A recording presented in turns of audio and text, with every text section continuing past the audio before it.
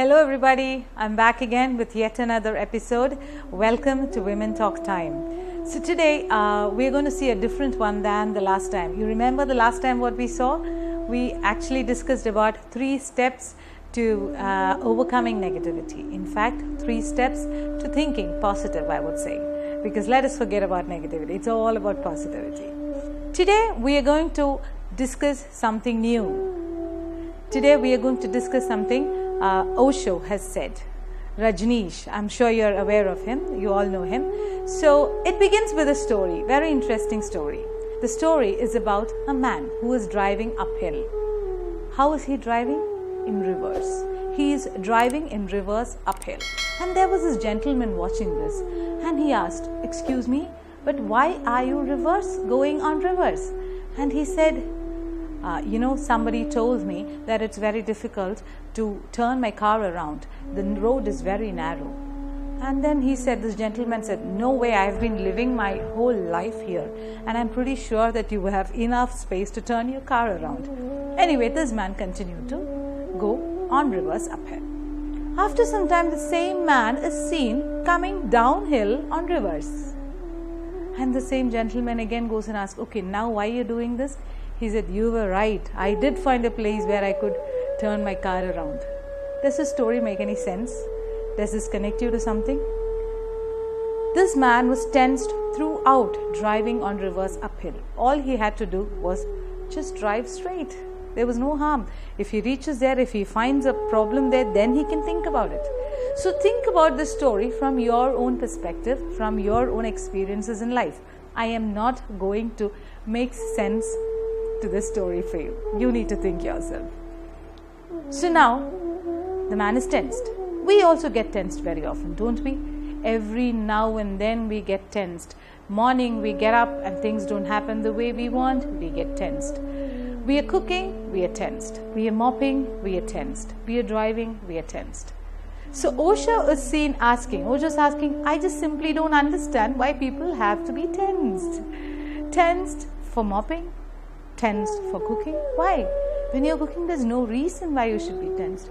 And he very beautifully says, tension is not outside. It is in fact inside, in your mind. It is a trick that your mind plays with you. But then you need an excuse. And that is why you look out for something and you find something and you point and say, "This is causing me tension." It is never something outside. It is always that thing inside. But it will look dumb, right? If we don't have a reason, if we don't have an excuse. Won't we look very dumb if we say, "Oh, I am tensed for no reason"? So we need an excuse, a reason, and we try to find it in the outer world. While the real reason for tension is just our mind and the trick that our mind is playing with us. And one of the reasons that Osho gives for this tension is comparing, constantly comparing and competing with others. This is one of the reasons that Osho says that causes us tension. If we look at our life, we'll understand, many a time grief, tension, all this happens because of comparison. You are yourself, and as you are perfect. You are yourself, and as you are, you're perfect. Each one of us. There is absolutely no need to compare. The creation wants us to think like this. See our perception, see our perfection. The creation wants us to accept ourselves. Just look at all around us. There are so many trees. Variety is the spice of creation. There are so many trees, small trees, big trees. Have you ever seen a small tree looking dull because, "Oh my God, I am so small, I am not so good"? Have you ever seen a tree like that? No chance. Have you seen a big tree like, "Oh, I am so great, I am so big, I am so much better than the others"? Have you ever seen a big tree with that kind of an ego? No. There are people who are very intelligent, who are more intelligent than you. There are people who are not so intelligent as you. There are people who are stronger than you. There are people not so strong. You have some talent which others do not have. I can assure you something. When I say I can assure you, I am telling Osho assures you, the master is assuring you that there most certainly is a talent within you. Nature never creates something without a unique talent, and each one of us has a unique talent. The only question is whether we have searched for it, whether we have found it, whether we have worked on it. That is what really makes the difference. When we have found our unique talent, we will blossom from within. We will understand that we are unique, we are special, and we will accept ourselves, the beauty in ourselves. See, he gives us a beautiful example. He says, maybe you can play a flute much better than the president of the country can be a president. As in, you're a better flautist than the president is a president. Interesting, right? He says there is absolutely no need for comparison. There is no question of comparison or competition, because you are perfect as you are. It is this competition, this comparison which creates all this havoc, all this madness. It drives us mad. Have you ever seen a tree go for a psychoanalytic test? Have you ever seen an animal become mad because he cannot be as good as another person? Mystery is always when we compare. Somebody is playing the flute. Oh, I cannot play as good as him.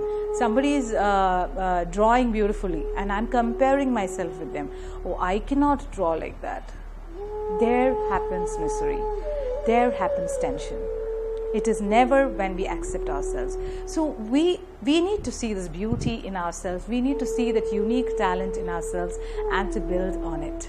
There's this beautiful story about Kabir that Osho shares.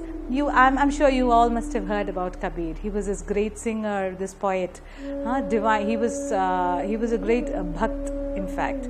So Kabir had so many followers, thousands of followers coming to see him every day, coming to be in his presence, to listen to him speak, to listen to him sing, to watch him dance. But Kabir was basically a weaver. He continued to weave throughout. And many of his followers came and told him, "Oh my God, why are you doing this, Master? We can take care of you. It doesn't look so good when people come and see you weave." But no, Kabir said, "This is what I do most beautifully. This is what I excel in. This is my talent. I weave, I dance, and I sing. These are my talents." And he gave all of himself when he did this. He did it with commitment and sincerity. He did it with love, as if he is doing it for the divine, for the creation itself. And the story goes like this. When he hands over these blankets that he weaves to people who come to buy it from him, he hands over and says, "I have put my being into it, whole being. I have put my love into it.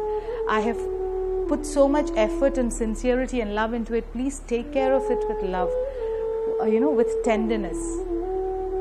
I made this especially for you, divine." So this was the expression or the feeling or the way in which the sentiments that he carried when he did it. So when we do our actions, when we, like I said, each one of us have a talent, and when we actually nourish this talent, we have to be sincere and genuine and be committed. And then what happens? Contentment and joy happens in our life. Just like how Kabir was full of joy and contentment always. And he said as much. He said that it is when I do this that I feel contented and happy. So it is all about finding your own unique talents. You are yourself. And as you are, you're perfect. Accept yourself. This is what Osho has told us. We need to grow above competition and comparison. There is no need for competition and comparison. Be yourself, accept yourself, and nourish yourself. Identify your talent. Everybody, you, me, and every single person around us has this talent, a unique talent. Nature has created us that way. And when we identify that glorious talent within, what happens? Osho beautifully says, life becomes a dance from cradle to the grave, and we leave in this world something very beautiful, something valuable that can be remembered. Thank you all. That's all for today. So next week We will see again with yet another episode and some more wisdom from great masters. Thank you all for listening to me once again. See you all next week. Women talk time എന്ന ഈ channel subscribe ചെയ്യുക, ആസ്വദിക്കുക.